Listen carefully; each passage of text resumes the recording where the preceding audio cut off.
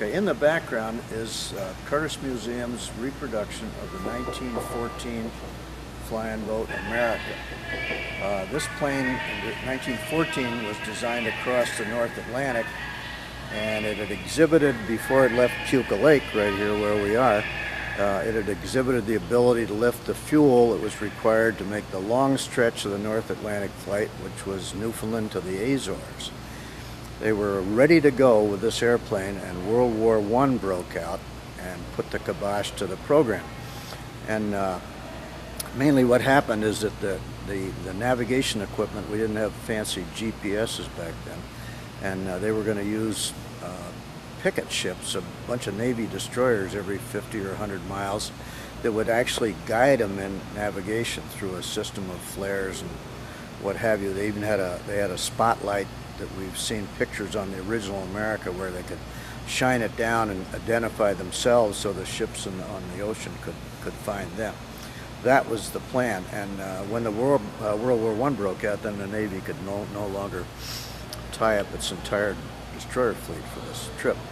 The actual route was taken, in the same planned route was taken in 1919 with the NC-4, the NC group of boats, and NC-4 made it. It was from Long Island to Newfoundland to Azores to Lisbon to London, and that was actually the first airplane to cross the North Atlantic. That was NC-4, 5 years after the America.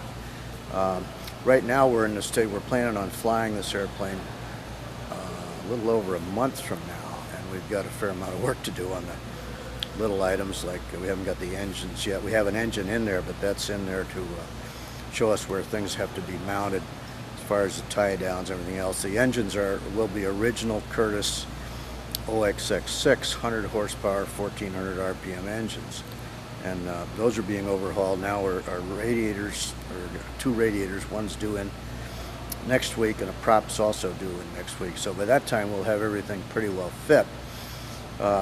Then we take it apart in three pieces: the center section, which includes the lower wing stubs, and the upper center wing section. The engines, the propellers, the radiators, the whole shoot match will be in one piece going up the highway, and the wings, which consists of the upper and lower intermediates that you see on the airplane now, plus the one we haven't got on each side, which is the upper outer. And we'll put those on probably next week here in the museum, and then do our finishing up. We've got the control system to hook up pulleys and a whole bunch of miscellaneous stuff, and then the stuff we forgot to do, we'll do that after the stuff we know we got to do, and then we'll be ready to roll. That's about where we are now. Basically the airplane is complete. It's the structure is an ash frame, laminated ash ribs and stringers.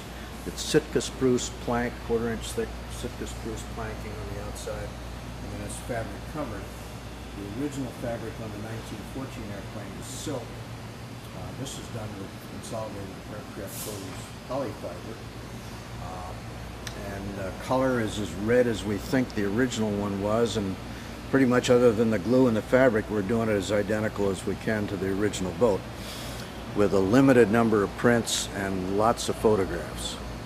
Expect the whole thing to weigh 3,000 pounds as the original, and my guess is it will be within 50 pounds of that.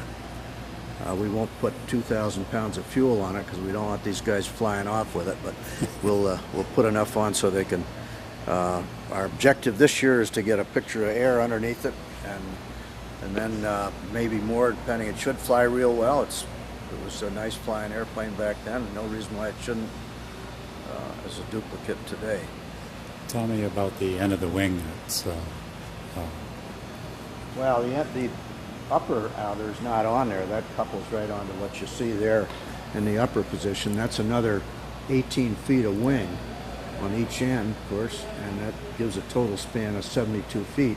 And on those upper outers are the ailerons, and they're 18 feet long, and they run from 18 inches on one end to about 4 feet on the other. They're huge ailerons. All the control surfaces are very large. The airplane was a 55, 60 mile an hour airplane, and it has big control surfaces. We have, you'll notice in the back there, we put trim tabs on the rudder and the elevators, and that was not invented back then. That was another addition that we made just for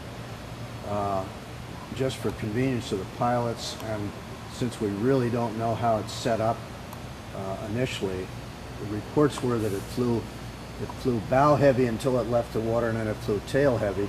And it's right now, you notice we got sandbags on the bow to hold that down. It's tail heavy right now, and without the engines and the radiators in it, that might balance it up, but it's going to be close. The thrust line is quite high. That's probably why it'll in the water it'll handle bow heavy. It's you can see nice craftsmanship on the whole ship. You get an It's inside beautiful. view of it there sometime.